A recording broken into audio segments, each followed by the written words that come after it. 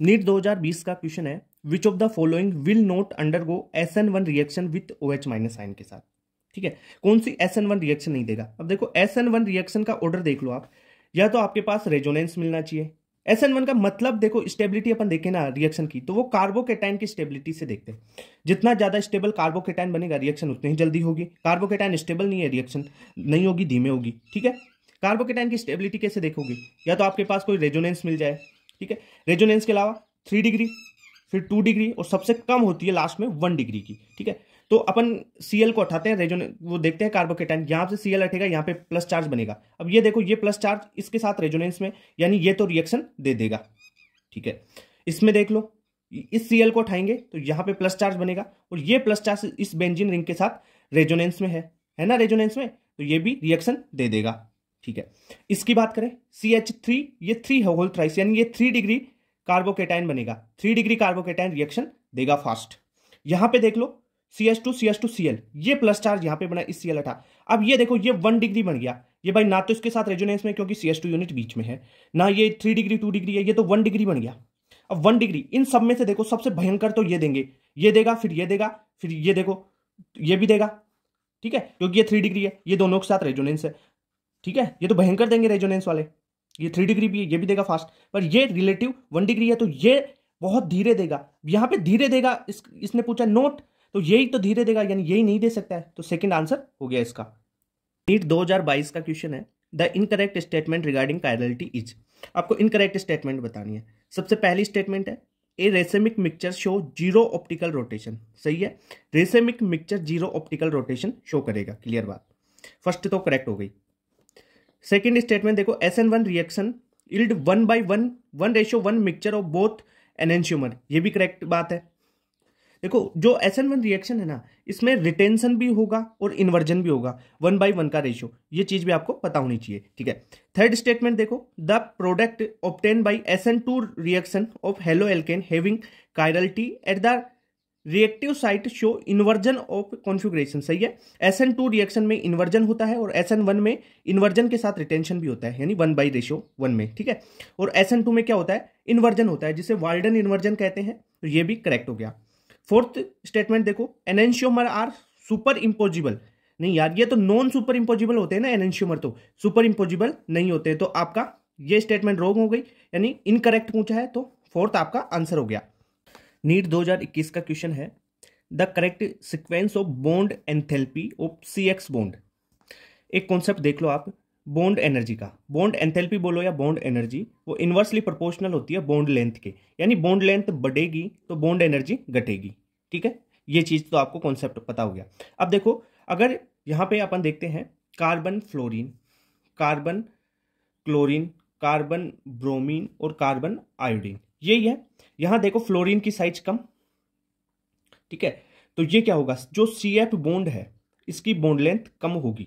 ठीक है, इसकी बॉन्ड लेंथ कम, फिर बॉन्ड लेंथ का ऑर्डर देखें तो क्या होगा, CF की कम, फिर Cl की और भी ज्यादा क्योंकि Cl की साइज बड़ी होगी, फिर ब्रोमीन की तो और भी ज्यादा, तो और भी इसकी बॉन्ड लेंथ ज्यादा हो गई, आयोडीन की साइज ज्यादा और भी ज्यादा हो गई बॉन्ड लेंथ। क्लियर, ये हो गया बॉन्ड लेंथ का ऑर्डर। और अपन देखते हैं कि बॉन्ड लेंथ बॉन्ड एनर्जी के इनवर्सली प्रोपोर्शनल होती है, तो बॉन्ड एनर्जी क्या हो जाएगी, Ci की बॉन्ड की सबसे ज्यादा, यानी Ci बॉन्ड की सबसे कम होगी ना, बॉन्ड लेंथ सबसे ज्यादा है तो बॉन्ड एनर्जी सबसे कम हो जाएगी, तो देखो Ci की सबसे कम होगी और सबसे ज्यादा हो जाएगी बॉन्ड एनर्जी CF बॉन्ड की। क्लियर, यानी क्या कॉन्सेप्ट लगाया, bond energy inversely proportional to bond length. Clear बात, तो फर्स्ट यहाँ पे करेक्ट ऑप्शन हो गया आपका। नीट 2021 का क्वेश्चन है, the major product formed in dehydrohalogenation reaction of 2 bromopentane. ये 2 ब्रोमोपेंटेन की स्ट्रक्चर अपन ने बना ली, 2 पे लगा दिया ब्रोमो। ठीक है, 2 bromopentane, okay. Is pentane is pent two ene. ठीक है, इससे प्रोडक्ट बना पेंट टू इन। ठीक है, प्रोडक्ट अभी बना लेंगे अपन। This product formation is based on, किस रूल के बेसिस पे अपन ने प्रोडक्ट बनाया, मेजर प्रोडक्ट। अगर ये आपके पास 2 ब्रोमोपेंटेन है, इसका डीहाइड्रोहेलोजिनेशन करते हो तो क्या करोगे, यहां से हेलोजन और एक यहां से आप निकालोगे या यहां से निकालोगे हाइड्रोजन, ये वाला हाइड्रोजन निकालोगे या ये वाला हाइड्रोजन निकालोगे, वो किस पे डिपेंड करेगा, वो डिपेंड करेगा आपका कि जो एल्कीन बनेगी, यहां से ये निकाल दोगे तो यहां पे एल्कीन बनेगी, डबल बॉन्ड यहां पे बनेगा। अगर Br के साथ ये H निकालते हो तो यहां पे डबल बॉन्ड बनेगा। जिस डबल बॉन्ड के अराउंड ज्यादा एल्किल ग्रुप हो वो मेजर होता है, देखो यहां पर अगर इस हाइड्रोजन को निकालते हैं, इस CH2 वाला एक हाइड्रोजन निकालते हैं, तो यहां पे डबल बॉन्ड बनता है, और इस डबल बॉन्ड के अराउंड देखो एक इधर ग्रुप है एल्किल, एक इधर एल्किल ग्रुप है। अगर इस हाइड्रोजन को निकालते हो तो ये डबल बॉन्ड यहां पे बनेगा और इसके अराउंड एक ही एल्किल ग्रुप है। तो आप बताओ ये मेजर प्रोडक्ट हुआ ना, क्योंकि दो एल्किल ग्रुप है, और ये ऐसा बताने वाला लो है सेथ-जेफ रूल।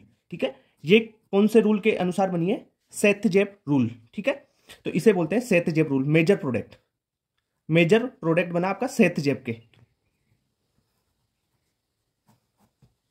क्वेश्चन है नीट 2020 का, elimination reaction of 2 bromopentane to form pent 2 ene each. अब इनमें से क्या क्या हुआ है इस रिएक्शन में, ये देखो 2 ब्रोमोपेंटेन अपन ने बना ली स्ट्रक्चर, इसकी रिएक्शन करवानी है, आपको पेंट 2 इन मिलेगा।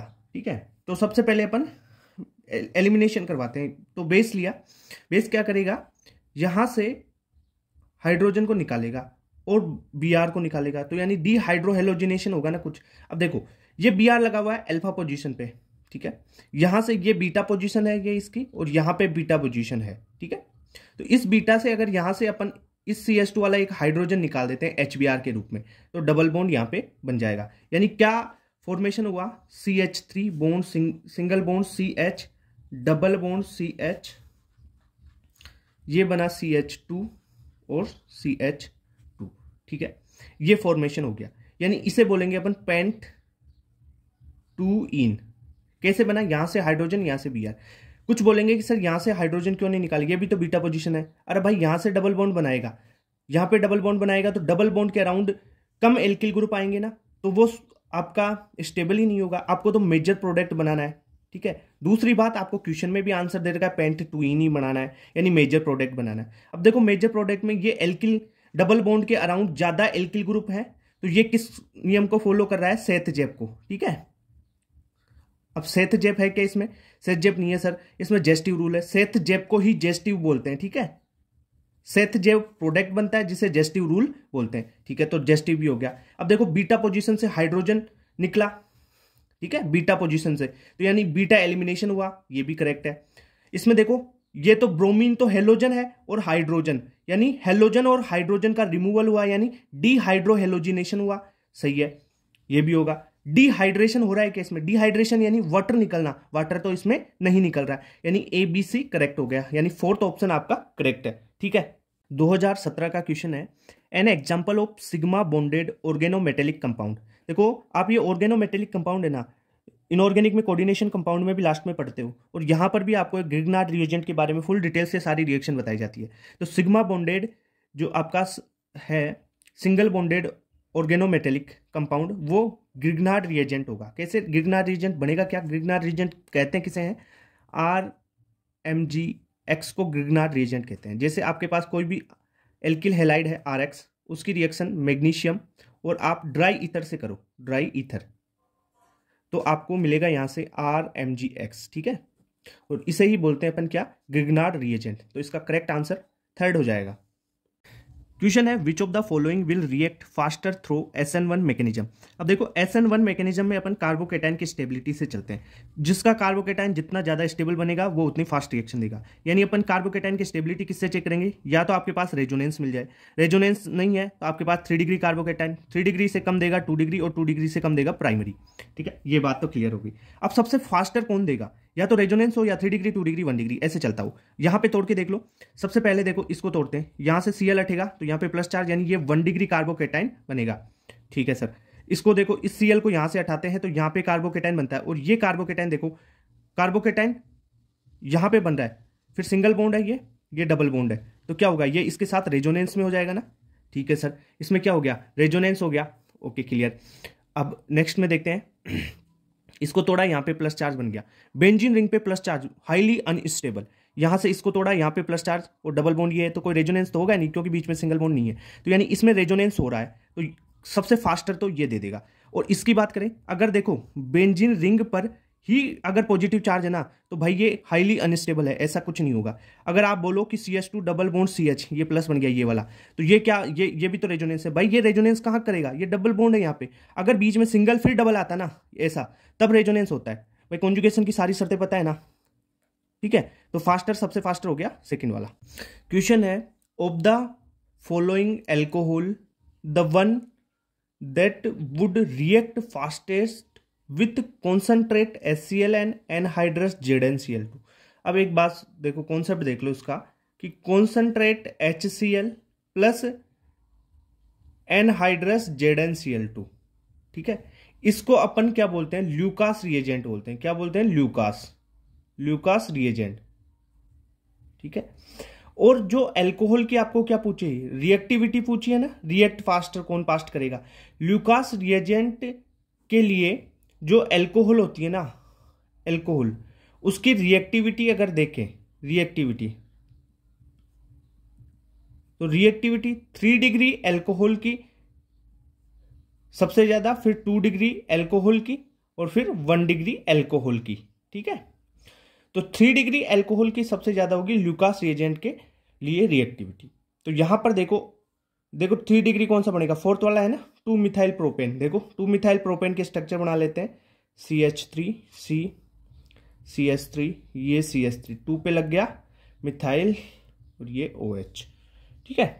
तो ये बन गया आपका 2 मिथाइल 2 ऑल, ठीक है, क्लियर। तो ये 3 डिग्री हो गया ना भाई, ये 3 डिग्री अल्कोहल है और 3 डिग्री अल्कोहल फास्टेस्ट होगा, ठीक है, क्लियर बात।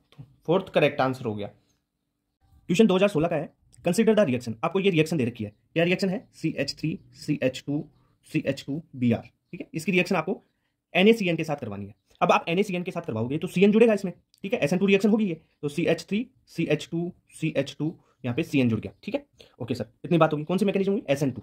अब जो SN2 रिएक्शंस होती है ना, SN2 रिएक्शन ये किस में होती है, ये होती है, हमने पढ़ा था DMSO पढ़ाया था लेक्चर में, और आपने पढ़ाया था कि DMF भी एक होता है, ठीक है। DMF क्या होता है, NN डाइमिथाइल फॉर्मामाइड, और DMSO क्या होता है, डाइमिथाइल सल्फोक्साइड, ठीक है। ये तो ये होंगे, यानी ये SN2 रिएक्शन को फेवर करेंगे, क्लियर बात। तो रिएक्शन किस में फास्टेस्ट होगी, यही तो पूछा आपको, फर्स्ट आपका करेक्ट आंसर हो गया, क्लियर बात। क्वेश्चन है 2015 का, 2 possible stereo structure of CH3 CH OH CWH which are optically active, ठीक है।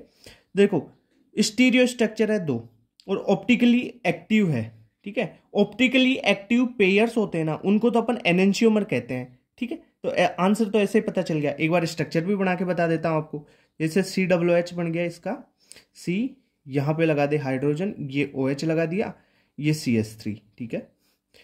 लगाओ मिरर, और CWH यहां पे, इस कार्बन पे आप हाइड्रोजन इधर कर दो, OH इधर कर दो, ये CH3, ठीक है। ये बन गया एनेंशियोमर, ठीक है। या सीधा पता होना चाहिए यार, डेफिनेशन से पता होता है कि ऑप्टिकली एक्टिव पेयर्स को अपन एनेंशियोमर बोलेंगे ना। अरे ये तो पता है ना, तो करेक्ट आंसर फोर्थ हो गया। या ऐसे बना के भी देख लो, ये हो गया आंसर। 2015 का क्वेश्चन है, in SN1 reaction on chiral centre there is 100% inversion, 100% racemisation, inversion retention या 100% रिटेंशन, क्या होगा। देखो अगर आप SN1 रिएक्शन करवाते हो ना, SN1 रिएक्शन में ये कार्बोकेटायन बन गया, मान लो ये R ग्रुप है, ये R1 लगा दिया, ये कोई R3 लगा दिया। अब न्यूक्लियोफाइल आएगा, ये न्यूक्लियोफाइल आया, ये या तो डायरेक्ट इस पे इधर से अटैक कर सकता है, या इसके अपोजिट साइड से भी इस पे आके जुड़ जाएगा, ठीक है। तब क्या होगा, अगर देखो सेम साइड से रह जाएगा तो ये इधर रह जाएगा तो रिटेंशन हो जाएगा। अगर न्यूक्लियोफाइल अदर साइड से, अपोजिट साइड से आ गया तो इन्वर्जन हो जाएगा, ठीक है सर। तो इसमें दोनों होंगे, क्या क्या, इन्वर्जन भी होगा और रिटेंशन भी होगा, ठीक है। इन्वर्जन होगा 51% और रिटेंशन होगा 49%, ठीक है। अगर क्वेश्चन में आपको कुछ नहीं दिया हुआ हो तो आप 1:1 मानेंगे, ठीक है। अगर आपको पार्शियली या कुछ ऐसे वर्ड्स दिए हुए हो कि इन्वर्जन इज मोर, तो आप इसे 51 और 49 मानोगे। अगर कुछ नहीं दिया हुआ हो तो 50-50 का रेशियो यानी कंप्लीटली रेसिमाइजेशन मानोगे, ठीक है। तो इसमें करेक्ट कौन सा होगा, inversion is more than retention, inversion more होगा, सही है, रिटेंशन और पार्शियल रेसिमाइजेशन, क्लियर बात। यानी 51 और 49 है तो पार्शियल रेसिमाइजेशन हो रहा है, क्लियर बात। तो थर्ड इसमें करेक्ट हो गया। 2016 का, which of the following biphenyl is optically active.